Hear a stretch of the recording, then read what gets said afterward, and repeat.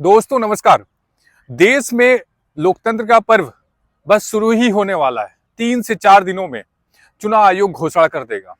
देश में पहली बार ऐसा होगा कि जो 2 चुनाव आयुक्तों की भर्तियां खुद प्रधानमंत्री करने वाले हैं, क्योंकि पिछली वीडियो में मैंने आपको बताया था कि कैसे संसद से इस कानून को बदल दिया गया था और खुद प्रधानमंत्री और उनके द्वारा कैबिनेट का कोई मिनिस्टर और तीसरा विपक्ष का कोई नेता यही चुनाव करेंगे और इसमें जो भी बहुमत आएगी वो प्रधानमंत्री की तरफ से आएगी।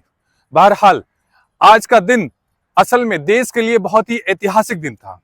सुप्रीम कोर्ट ने एसबीआई को फटकार लगाते हुए उनके वकील हरीश साल्वे को ये मना कर दिया और उन्होंने ये जरूर बोला है कि आप 24 घंटे के अंदर इलेक्शन कमीशन को जितने भी फंडिंग पार्टियों की हुई है आप उसको दीजिए, वो जनता के सामने आनी चाहिए।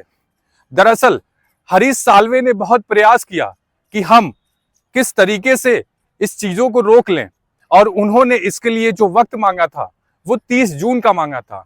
इस बीच सुप्रीम कोर्ट के मुख्य न्यायाधीश DY चंद्रचूड़ ने इस दाखिल को खारिज कर दिया और उन्होंने ये बोला कि 24 घंटे के अंदर आप इसको दिखाएंगे।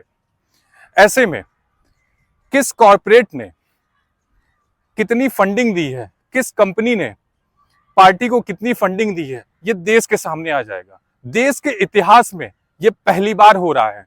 दरअसल आज तक ऐसा कभी समीकरण नहीं बना था कि जब किसी भी चुनावी चंदे की जानकारी देश के सामने हो। दरअसल इसको लेके हरीश साल्वे ने 15 जनवरी को ही जब सुप्रीम कोर्ट ने इलेक्टोरल बॉन्ड को असंवैधानिक करार दिया था, उसी समय उन्होंने बोला था कि दरअसल इसकी जानकारी देने में हम असमर्थ हैं क्योंकि हमारे पास डेटा नहीं है। उन्होंने बोला कि हमें इसकी कोई जानकारी नहीं लेनी है, आपको बस ये बताना होगा कि किसने कितना फंडा दिया है, किस कॉर्पोरेट ने, किस विदेशी कंपनी ने या किस देश की कंपनी ने।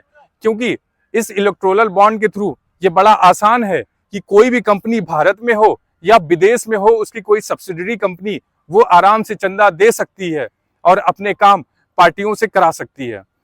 बहरहाल देश में ये फैसला सरकार के लिए ठीक नहीं है और देश के इतिहास में ये पहला फैसला है जो ऐसा होने जा रहा है। बहुत धन्यवाद।